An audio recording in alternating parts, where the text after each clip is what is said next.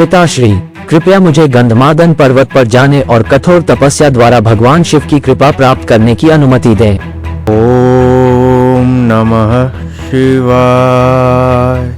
प्रभु मुझे क्षमा करें, ये मैंने क्या की? मैं अपने पति को कैसे मुंह दिखाऊंगी? मेरे बेटे, अपनी माँ का सिर धड़ से अलग कर दो।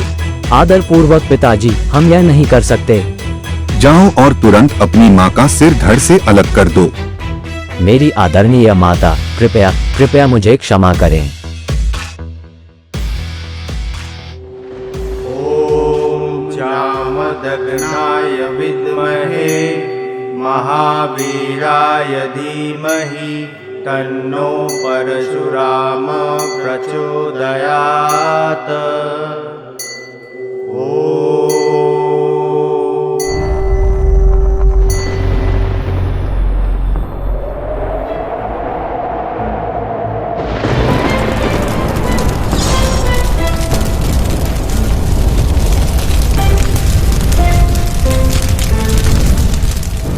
कार्तवीर्य अर्जुन नामक एक क्षत्रिय राजा पृथ्वी और स्वर्ग दोनों में आतंक मचा रहा है। हे तीनों लोकों के स्वामी, कृपया हमें उससे बचाएं। चिंता मत करो वत्स्य, मैं ब्राह्मण योद्धा के रूप में जन्म लूंगा और खत्रियों को परास्त करूंगा।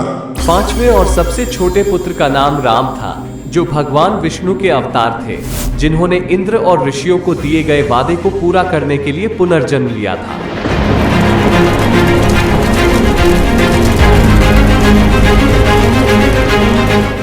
ब्राह्मण परिवार में जन्म लेने के बावजूद राम ने हथियारों के प्रति अत्यधिक आकर्षण दिखाया। उन्हें शारीरिक व्यायाम और धनुष बाण से खेलने का बहुत शौक था।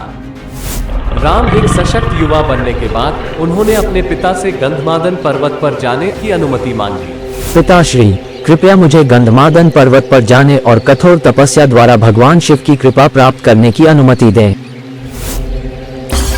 अपने पिता के आशीर्वाद से वो वर्षों तक कठोर तपस्या करते रहे। ओम नमः शिवाय।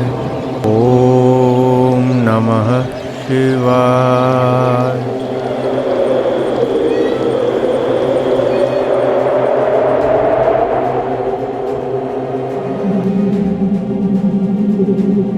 अंततः भगवान शिव ने उनकी भक्ति से प्रसन्न होकर राम को सर्वशक्तिमान परशु या कुल्हाड़ी दिया और उन्हें अजेय होने का आशीर्वाद दिया। उस दिन से राम को परशुराम के नाम से जाना जाने लगा। इतना ही नहीं, शिव ने उन्हें आशीर्वाद दिया और उन्हें अपना विजय धनुष, 2 अक्षय तरकश और 1 दिव्य रथ दिया। शिव ने उन्हें पाशुपतास्त्र, नारायणास्त्र, ब्रह्मास्त्र, नरसिम्हास्त्र, नागपाश, गरुड़ास्त्र, अग्निस्त्र, वरुणास्त्र, वायव्यास्त्र और कई अन्य अस्त्रों का संपूर्ण ज्ञान भी दिया। शिव ने उन्हें अपने त्रिशूल, परशु, गदा, भाला, दंड, कमंद और धनुर्वेद के उपयोग में भी प्रशिक्षित किया। उन्होंने उसे अपना पिनाक धनुष और त्रैलोक्य विजय नामक कवच दिया। इस प्रकार परशुराम अजेय हो गए।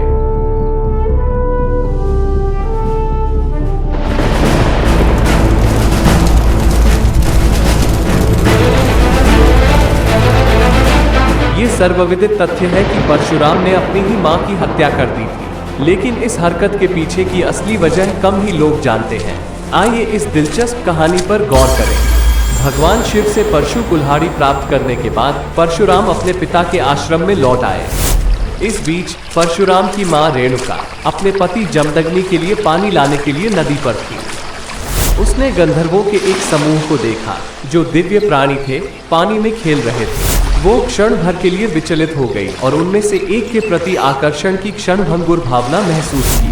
हालांकि उसने कुछ भी गलत नहीं किया, लेकिन उसकी क्षणिक चूक ने उसकी आध्यात्मिक शुद्धता और शक्ति खो दी। प्रभु मुझे क्षमा करें, ये मैंने क्या की? मैं अपने पति को कैसे मुंह दिखाऊंगी?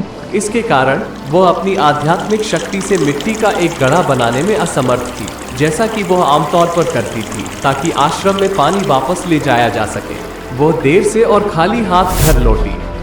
जमदग्नि शक्तिशाली ध्यानमग्न अंतर्दृष्टि वाले ऋषि थे। उन्होंने तुरंत समझ लिया कि क्या हुआ था। जमदग्नि अपनी क्षणिक चूक के लिए रेणुका पर क्रोधित थे। क्रोध में आकर उसने अपने पुत्रों को बुलाया और उन्हें अपनी मां का सिर काटने का आदेश दिया। मेरे बेटे, अपनी माँ का सिर धड़ से अलग कर दो। एक एक करके रेणुका के पुत्रों ने अपनी ही मां की हत्या के विचार से भयभीत होकर, आदर पूर्वक पिताजी, हम यह नहीं कर सकते। क्रोधित होकर जमदग्नि ने उन्हें शाप दे दिया। मेरे बेटे, यहाँ आओ। राम, मेरी आज्ञा मानो। जाओ और तुरंत अपनी माँ का सिर धड़ से अलग कर दो। उसने पाप किया है। उसे अपने पिता की बुद्धिमत्ता पर पूरा भरोसा था और उसे विश्वास था कि उसके पिता उसे वरदान देंगे, जिसके माध्यम से वो अपनी मां को फिर से जीवित कर सकेगा। इस तरह परशुराम एक ही समय में 2 पापों को खत्म कर देंगे और अपने पिता की बात न मानकर तीसरा पाप करने से बच जाएंगे। एक पाप उसकी मां ने किया था और दूसरा पाप उसने उसे मारने के लिए किया था। मेरी आदरणीय माता, कृपया कृपया मुझे क्षमा करें। अतः सारी परिस्थिति और उसके परिणाम को जानकर परशुराम ने अपने कुल्हाड़ी से अपनी माता का सिर धड़ से अलग कर दिया। परशुराम की आज्ञाकारिता से प्रसन्न होकर जमदग्नि ने उन्हें एक वरदान दिया। परशुराम, जो अपनी मां से बहुत प्यार करते थे, ने अपने पिता से अनुरोध किया, हे पिता, कृपया मेरी मां को पुनः जीवित करें और मेरे भाइयों को उनके मानव रूप में पुनः स्थापित करें। ठीक है मेरे बेटे, तथास्तु।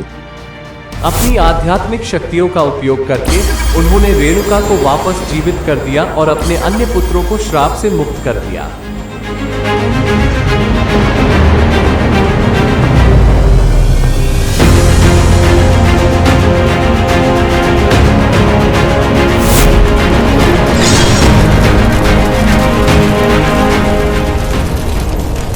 मैं इन क्षत्रियों को 21 बार मारकर अपने पिता की मृत्यु का बदला लूंगा।